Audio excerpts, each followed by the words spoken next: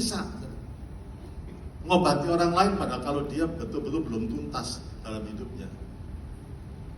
Seorang ibu didatangi, yang ibu ini sudah tua, didatangi seorang ibu muda, dan ibu muda itu mengatakan, "Bu, tolong saya." "Kenapa kamu?" "Saya ditinggal oleh suami saya. Padahal saya itu adalah ibu rumah tangga, tidak punya income dan lain sebagainya. Suami saya kecantol dengan wanita lain." Apa yang dikatakan oleh ibu tua? "Jangan khawatir nak, saya juga ditinggal oleh suami saya. Tapi Tuhan itu luar biasa. Memang semua pria itu brengsek." Artinya apa? Artinya apa?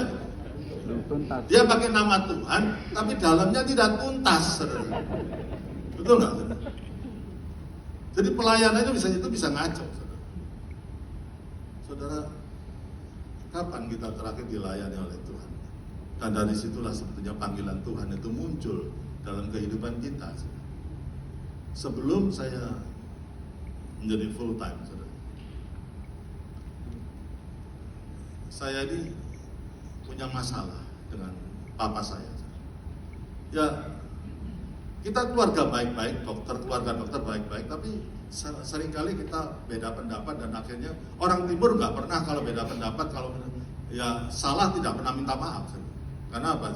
Ya pokoknya kalau saya merasa salah, saya cuci mobil papa saya, dia harus tahu bahwa saya ini merasa bersalah. Kalau papa saya merasa bersalah, dia nggak pernah minta maaf sama saya. Dia bawa makanan kesukaan saya, ini di meja kalau dimakan, langsung saya tahu, ya terasa salah. Terasa salah. Tapi untuk minta maaf, enggak. Suatu kali dia mengatakan, "Percuma punya anak kamu." Saya katakan, "Saya tidak minta dilahirkan." Awak gini nih, seperti gini ini mau jadi hamba Tuhan. Dan sebelum jadi hamba Tuhan, Tuhan menuntut.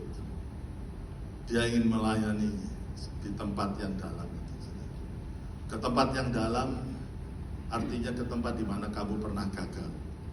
Petrus pernah gagal. Musa harus pergi ke Firaun karena disitulah dia pernah gagal. Dan sekali ini dia berjalan dengan Tuhan. Tuhan menuntut minta maaf kepada orang tua. Aduh, itu beratnya.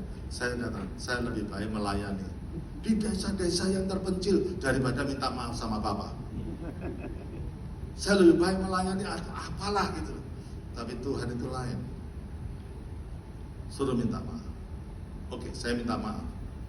Saya masuk ke kamar papa saya, dia lihat saya masuk dan dia baca koran. Dia tanya, "Ada apa?" Saya kata, "Tidak ada apa-apa." Saya keluar.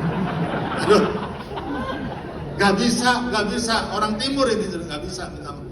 Karena nggak biasa minta maaf. Besok paginya Tuhan atur kembali. Masuk ke kamar papa. Dia baca koran.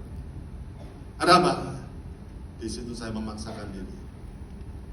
Saya ngomong kepada bapak saya masih ingat saya ngomong dalam bahasa Inggris, bukan bahasa Indonesia. Karena kalau ngomong dalam bahasa Inggris itu mikir dulu baru ngomong.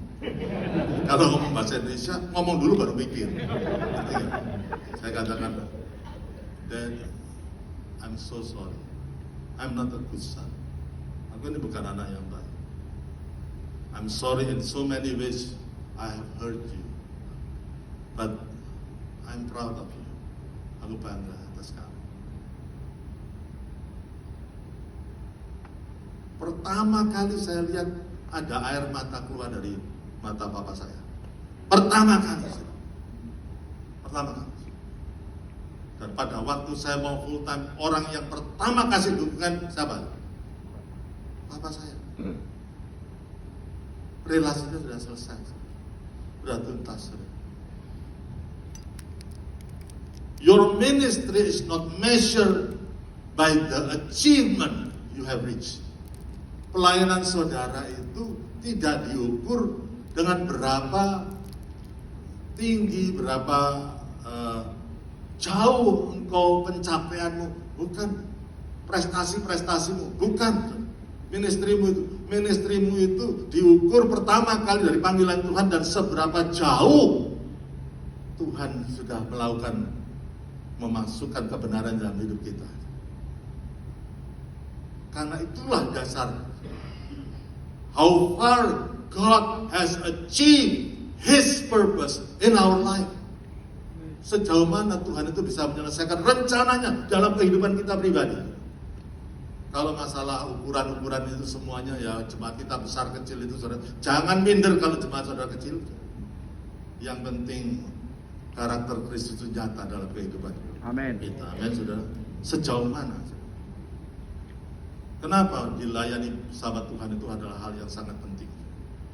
Karena dari situ katanya sumber keluar air kehidupan itu. Seorang pendeta yang namanya pendeta Damaris banyak membantu dalam sejarah perkembangan GKPB. Pernah mengatakan begini, misalkan kalau ada orang mau disuap, kalau saudara disuap dengan 500.000, apa yang saudara katakan? Tidak mau. Tapi kalau nolnya ditambah jadi 5 juta, apa yang saudara katakan?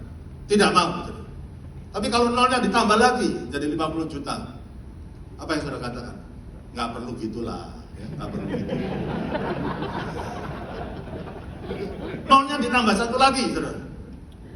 500 juta. Masa harus begini caranya? Nolnya ditambah lagi dengan 5 miliar. Ya kita bisa diskusikan. Artinya apa? Roh korupsi itu, roh suap itu masih ada dalam hati kita, saudara. Tapi menunggu saatnya dan jumlah yang tepat untuk itu. Betul? Ya kan? Tapi when God has ministering us, Tuhan pada waktu melayani kita, yang Dia ubah itu bagian yang paling dalam kehidupan kita, sehingga apa? Kita bisa mengatakan ya di atas ya, tidak di atas tidak. Ya kita tidak. Kalau kita harus berdosa dan tidak ada yang melihat pun tidak. Saudara. Pada waktu Yusuf digoda oleh tante Potifar, ya kan? Apa yang dia katakan? How could I sin against God? Tidak ada siapa-siapa.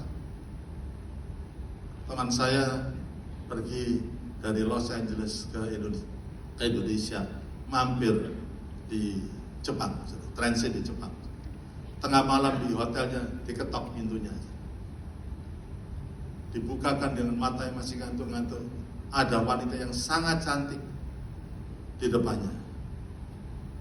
Dan apa ya? Wanita itu pakai baju dan bajunya dibukakan, ditutup lagi.